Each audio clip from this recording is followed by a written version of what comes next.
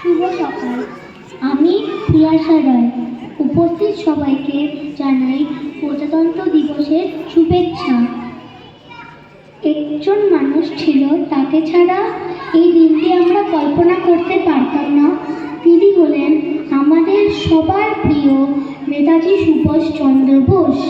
তাকে প্রণাম জানিয়ে আমি আমার অনুষ্ঠানটি শুরু করছি।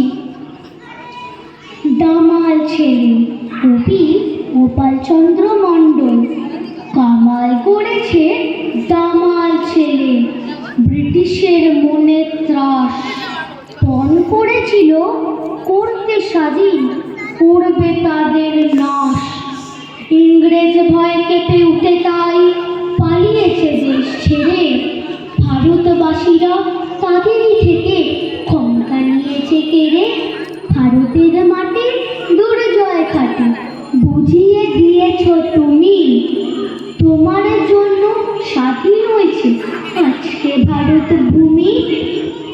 সারাটা জীবন করেছ তুমি আপোষহীন সংগ্রাম। হাজার হাজার শহীদের তুমি দিলে জীবনের দাম। নেতাজি সুভাষ বীর সৈনিক, বিদ্রোহী সুর তুলে সবার হৃদয় ছুঁয়ে আছো তুমি, যায়নি তো কেউ ভুলে। সবার হৃদয় ছুঁয়ে আছো তুমি, যায়নি তো কেউ ভুলে।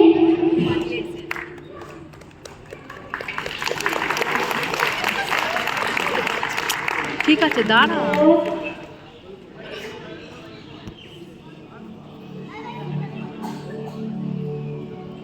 হাতটা